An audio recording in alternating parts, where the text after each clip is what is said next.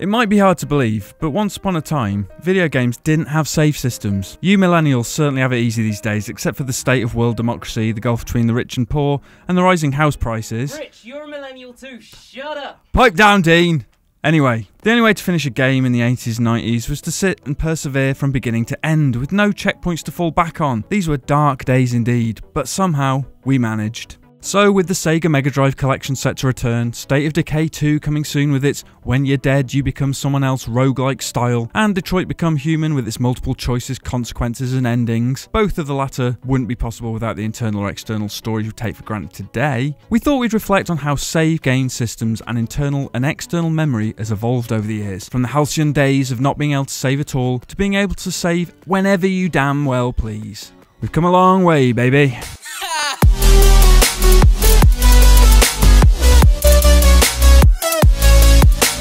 Back in the olden days, aka the 90s, one solution was to leave your SNES, SNES if you prefer, or Mega Drive/Genesis constantly switched on, thus negating the need for a save system altogether. But then a power cut could end it all, or you'd run the risk of a sibling hitting the reset button and restarting your game from scratch.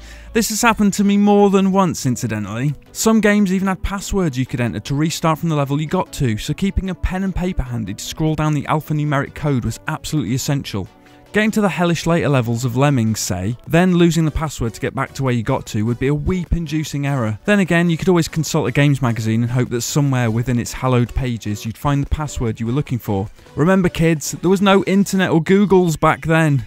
There are always exceptions to the rule, of course, with games like The Legend of Zelda on the NES, featuring its own save system integrated into the cartridge. Other games followed suit, enabling you to save certain elements to the cart, but most stuck to making you play the whole thing from beginning to end. Probotector, aka Contra on the SNES and Mega Drive were murder, all level skipping with a password. That's not forgetting cheats that enabled you to jump between levels using a certain button input. Who could forget the Konami code, for instance, or Sonic the Hedgehog's up, down, left, right, A and start level select, or Sonic 2's debug mode. Ah, those were the days. Then, with the birth of the PlayStation and Sega Saturn, memory cards gave us the opportunity to save a game, providing you had a slot free on one of the Diddy 1MB devices. With only 15 slots on the PlayStation, larger third-party cards were also available to save on. Often you'd end up with multiple cards, and again, like your pad and paper with passwords daubed on it, losing them was invariably a constant concern.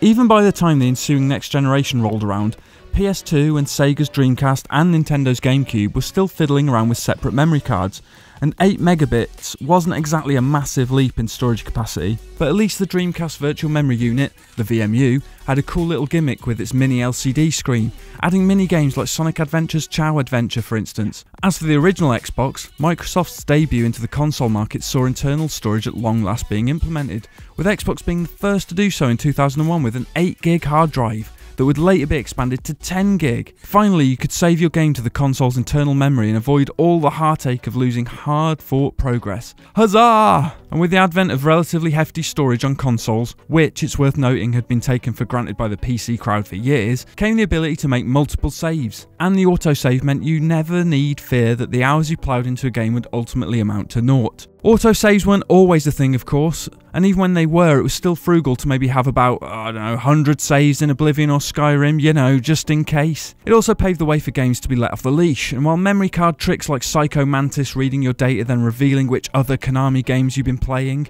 ooh, spooky, the level of experience that proper save data afforded can't be understated. Speaking of Hideo Kojima, the former Metal Gear man once had the mad idea of making a unique experience wherein dying meant your save would be nuked and perhaps even the game itself would be permanently destroyed, giving you literally one life. That's a bit harsh, innit, Hideo?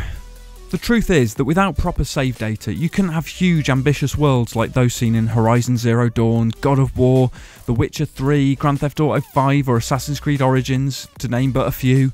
Since save data first arrived on the scene, how it operates hasn't really changed all that much over the years, but developers have nonetheless found some novel ways to play with it in that time. Dead Space's hardest difficulty, for instance, it would limit the number of times you could save. Boy, that was tense. The idea of permadeath has become huge in games in recent years, recently kickstarted by the popular resurrection of the XCOM series, where if your troops kicked the bucket, they were gone for good. Unless you know, cheated. Not that I did that, of course. Even games like Deus Ex Mankind Divided dabbled with permadeath to add a new level of challenge to the game with its I never asked for this difficulty, where dying once spelled the end. And what about the more unusual save systems like the toilet-based shenanigans of Dead Rising, whereby you had to find the nearest shitter to save your progress? That was fun / annoying, wasn't it? All examples, though, of how game developers have tried to get creative with save games over the years, as they have evolved. Then came the utter godsend that is cloud saves, ensuring that your save data is out there somewhere, always, just waiting for the moment that you need it. Synchronizing a cloud save means you can access it on any console anywhere. We wonder how we ever managed without them. While Xbox One owners get this privilege for free, PlayStation and soon-to-be Switch owners have to pay for the honour of the cloud save. It's a little bit like paying for healthcare if you ask us. Ooh, politics. Whether it's a vast open world or a roguelike like Rogue Legacy or State of Decay 2 sort of is, with multiple characters dying and being resurrected, reaching a bonfire after enduring hell in Dark Souls, or a game with designated save points like the Yakuza series, the save system has come a long way over the past few decades. It's something we've come to take for granted over the years, but it's worth remembering what it was like before you could lock down a save file. It was wonderful through the rose-tinted lens of nostalgia, you know, the whole passwords and no save games thing, but in reality it was also kind of shite. So it's worth us taking the time to salute the humble save and the immeasurable difference it's made to modern games as we know and love them today. Here's to you, save data. We love you. And so that's our tribute to the save game. Thanks for watching, and don't forget to comment, like and subscribe. Bye folks.